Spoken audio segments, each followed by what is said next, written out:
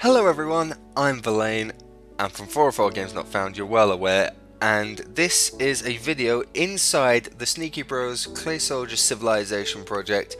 If you're here, you're watching this, you probably know what the Civilization project is. If you don't, I'm going to leave a link or an annotation, one of the two, just for you to click so you can go catch up and you can see what you're missing out on. What I'm doing, you can see here I'm in the village of the elves. This is where the elves live. And I'm here for a reason.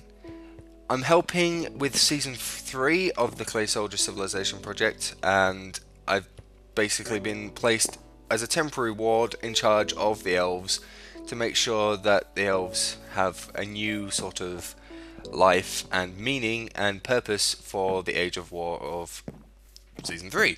So, what I've decided to do, if you're watching this now, season 3 is probably underway. You probably already know what's coming, but this is a little dev blog. This is the first step that I took in building what I've built, and you're probably well aware, but if you're not, it's this. This is the foundations for my gigantic elven tree. And yes, it's beautiful. Yes, it's a giant square. And yes, it's not finished. And there is a reason.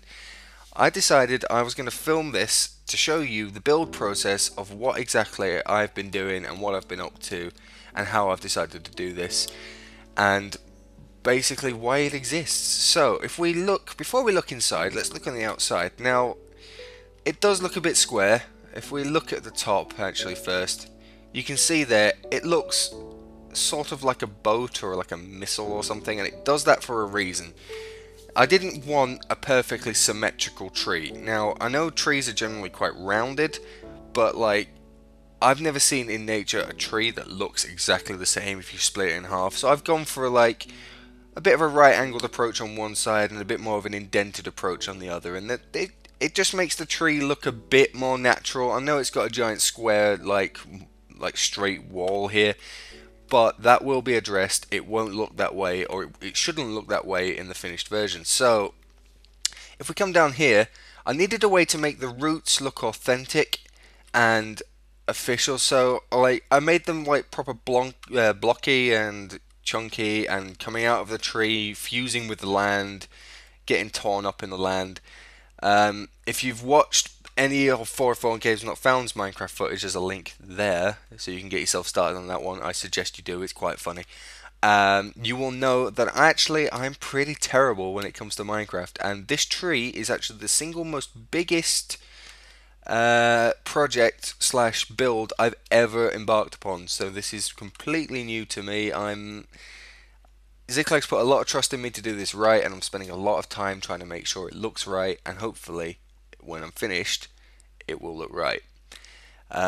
Yeah, so we're back to the roots. The roots are like this, and they come out and they stop at the sand because obviously trees don't grow particularly well in sand.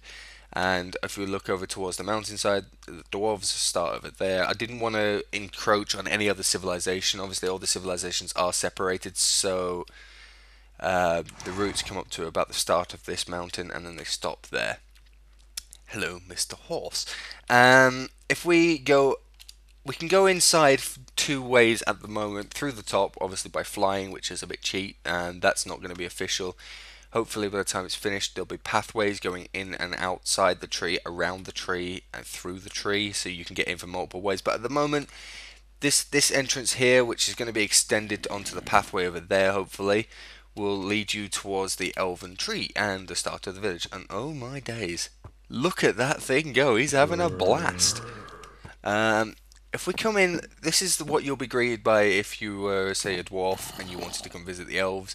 You would come through here, obviously.